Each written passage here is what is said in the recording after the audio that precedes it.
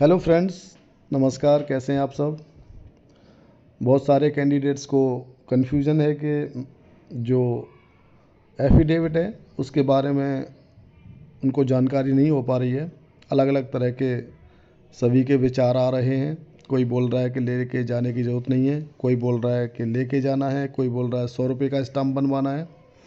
तो मैं सबसे पहले तो आपको ये बता देता हूँ कि आपको जॉइनिंग इंस्ट्रक्शंस में ये एफिडेविट के बारे में या शेड्यूल 6 के बारे में आपको एक जानकारी दी गई होगी और एक फॉर्म टाइप का आपको दिया गया होगा। तो सबसे पहले तो आप ये समझ लीजिए कि वो है क्या।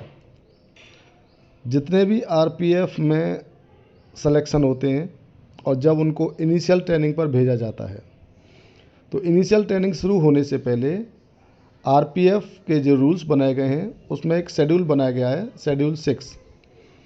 उसमें एक प्रारूप दिया गया है कि जब कोई भी बल सदस्य जो आरपीएफ में कोई भी कैंडिडेट आरपीएफ में सेलेक्ट हुआ है और जब वह इनिशियल ट्रेनिंग के लिए ट्रेनिंग सेंटर में आएगा तो एक एग्रीमेंट अपने साथ में लेकर आएगा। जो एग्रीमेंट है वो फॉर्म आपको भेजा गया होगा जॉइनिंग इंस्ट्रक्शंस के साथ में। अब उसमें आप समझ लीजिए कि उसमें क्या लिखा है और क्यों आपसे वो भरवाया जा रहा है। तो वो किसके प्रति है? भारत के राष्ट्रपति महोदय को आप लिख कर देंगे, क्योंकि भारत के राष्ट्रपति, माननीय राष्ट्रपति की तरफ से ही आपको रेलवे प्रोटेक्शन फोर्स में नियुक्त करने के लिए सहमति प्रदान की है। इसलिए उन्हीं के नाम से ये एक एफिडेविट रहेगा।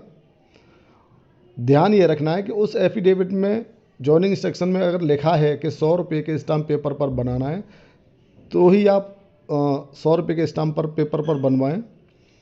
अगर उसमें अमाउंट नहीं लिखा है कि कौन से स्टाम्प पेपर पर आपको बनवाना है तो आप ऐसे भी बनवा सकते हैं। लेकिन मैं आपको ये सलाह दूंगा कि आप 100 रुपये के स्टाम्प पेपर ही पर बनवाकर इसको लेकर जाएं, जिससे आपको कोई भी समस्या जब आप ज्वाइन करेंगे ट्रेनिंग सेंटर में तो आपको किसी प्रकार की समस्या नहीं आएगी। अब उसमें क्या लिखा होता है कि आप यह सहमति प्रदान करते हैं कि जो भी आपका नाम है वो लिखना पड़ेगा, आपका फादर या जो भी आपका गार्जियन है उनका नाम। उसमें एक शर्त लिखी रहती है। ये क्यों लिखना ज़रूरी है? क्योंकि जब आप ट्रेनिंग में आएंगे तो आपको ये पहले ही लिख के देना पड़ेगा कि जो आपको शर्तें दी जा रही हैं उन पर आप एक तरह से सहमति देते हैं और ये सहमति देते हैं कि आप आरपीएफ में भर्ती होने के बाद, ट्रेनिंग के बाद 3 वर्ष तक कम से कम आप आरपीएफ की सेवा करेंगे। जो भी कार्य नियमानुसार आपको ड्यूटीज़ सौंपे जाएंगे उन दायित्वों का ईमानदारी से निर्वहन करेंगे या करेंगी, तथा आपके पद से ऊपर वाले अधिकारियों द्वारा दिए गए सभी उचित आदेशों का पालन करेंगे या करेंगी। यदि आप किसी भी कारण से 3 वर्ष के अंदर अपना त्यागपत्र देते हैं या रिजाइन करते हैं तो आरपीएफ के द्वारा जो आपके प्रशिक्षण के ऊपर खर्च किया जाएगा या 3 महीने का जो आपका वेतन या भत्ता होगा उसके बराबर की राशि जो भी कम होगी सरकार को वापस करेंगे या करेंगी। यदि 3 वर्ष के पूरे होने के पश्चात आप त्यागपत्र देना चाहें तो आप अपना त्यागपत्र लिखित रूप से प्रस्तुत करेंगे या करेंगी, तथा विधिवत कार्य मुक्त किए जाने तक, जब तक आपको अपने कार्य से रिलीव नहीं किया जाता है, आपकी ड्यूटी को परित्याग नहीं करेंगे या नहीं करेंगी।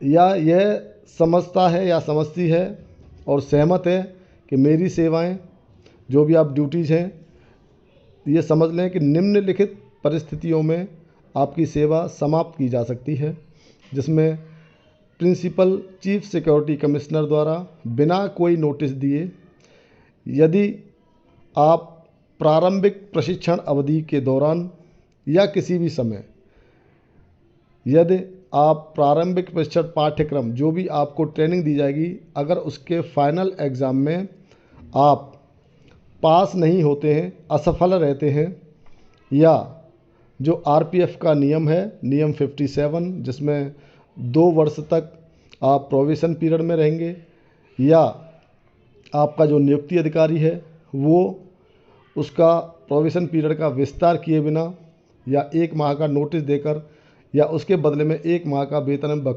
भत्ते का भुगतान करके आपको किसी भी समय नौकरी से टर्मिनेट कर सकता है। तो ये ध्यान रखना है कि जब आप फाइनल एग्ज़ाम देंगे, जब ट्रेनिंग पूरा हो जाएगा, तो आपको फाइनल परीक्षा में पास होना ज़रूरी है।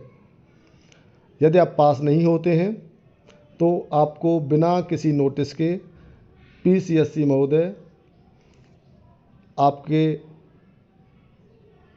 नॉमिनेशन से या आपके नौकरी से आपको निकाल सकते हैं। ये आपको ध्यान रखना है।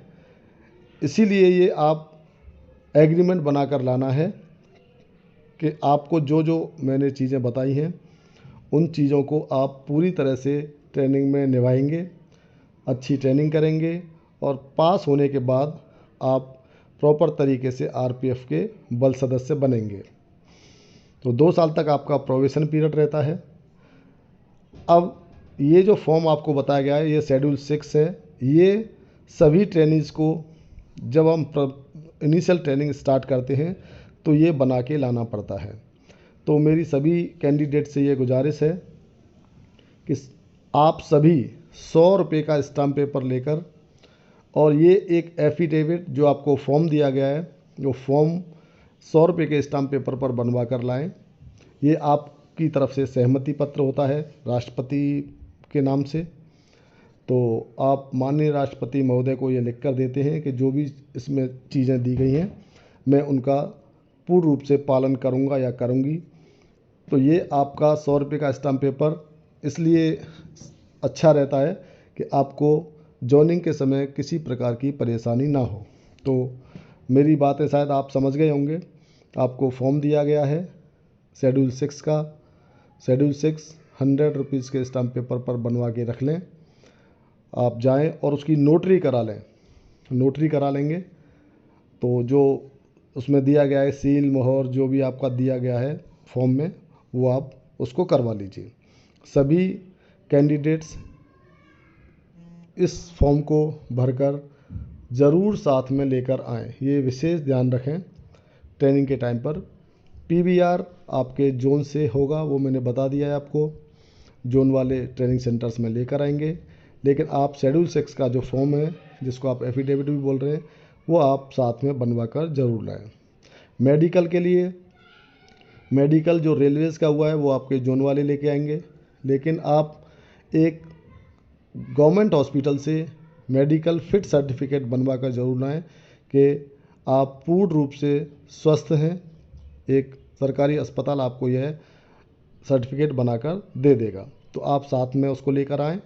ये जो फॉर्म आपको बताया है एफिडेविट या शेड्यूल 6 का फॉर्म है, वो आप ज़रूर भर कर लाएँ, जिसमें माननीय राष्ट्रपति जी के लिए आपको अपना ये लिख कर देना है कि मैं जो भी मुझे इंस्ट्रक्शन दिए जाएंगे उनका मैं पालन करूंगा या करूंगी। तो ये चीज़ें क्लियर हैं, और जो भी कुछ प्रॉब्लम्स है तो आप एक बार मुझे वापस कनेक्ट करें।